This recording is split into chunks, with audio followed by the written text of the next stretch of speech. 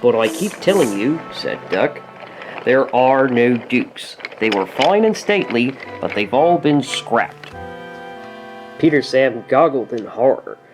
"This is terrible," he wailed. "The Fat Controller said the owner said the Duke was coming to our centenary to open our extension round the lake, and now he's been scrapped, and Skarloey and Rheneas' birthday will be spoiled. Oh dear, oh dear." Peter Sam bustled away with his empty coaches to tell the bad news. "I think," said Skarloey, "that Duck was pulling your wheels." "No, Skarloey, he was quite serious." "He always jokes like that," chuckled Skarloey, but no one agreed. They argued so loud that the Fat Controller came to stop their noise. They told him about Duck, but he paid no attention.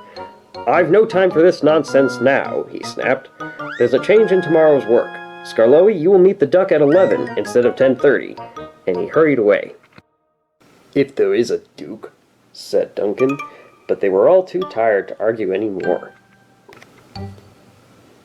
They spent a gloomy night, but cheered up next morning when the cleaners greeted the birthday engines with an all-metal band.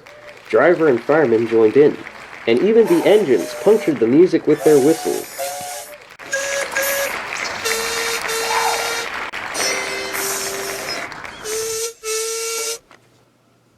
The Fat Controller laughed and held his ears. Presently, he looked at his watch. "That's enough," he ordered. So Rusty, Sir Handel, and Duncan went at once to find their coaches.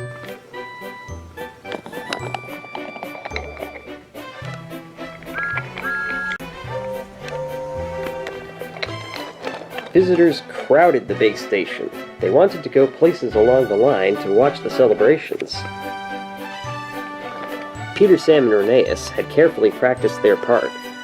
Rheneas pulled his coaches behind Peter Sam's television train, not too close and not too far away, so that the cameramen could take their pictures.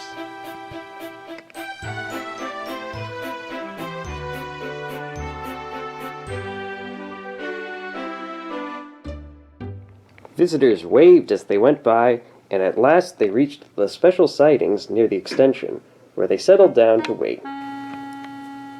"Listen," said Peter Sam at last. "Here's Skarloey. They're cheering him." "Good," answered Rheneas. "Perhaps that will make up for his disappointment over the Duke." Skarloey wasn't disappointed at all. "I've brought the Duke! I've brought the Duke! I've brought the Duke!" he puffed, and triumphantly came to a stand between the two trains. A distinguished-looking man stepped out. "Ladies, gentlemen, and engines," he said, "I have pleasure in declaring your lovely lakeside loop line now open." Peter Sam could bear it no longer.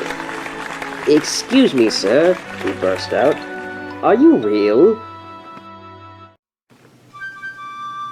There was a shocked silence. The Duke smiled. "Skarloey said you'd been listening to Duck," he answered. "Duck thinks Dukes were Great Western engines, but Dukes are really people. I am happy to assure you, Peter Sam, that I am a real live Duke." "I'll give that Duck Dukes," muttered Peter Sam, but he was sternly hushed. The Duke turned to the Fat Controller. "I congratulate you, sir, on your remarkable railway. It must be a record indeed to have 2 locomotives in regular service, and both 100 years old. Long life, then, and good running to Skarloey and Rheneas, your famous old engines."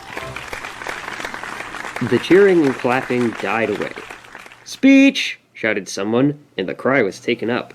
"Go on, Rheneas," whispered the Fat Controller, so rather nervously the old engine began. "Thank you, Your Grace, and everyone, for your kind wishes. You've given us both a lovely 100th birthday. But, Your Grace, Skarloey and I aren't the only record engines. We've got twin brothers. Talion and Dulgik were built at the same time as us, so they're 100 too. And they're still at work. Their railway's at Towan in Wales. Please go and see them, Your Grace, and everybody, and wish them many happy returns. From Skarloey and Rheneas, their little old twins."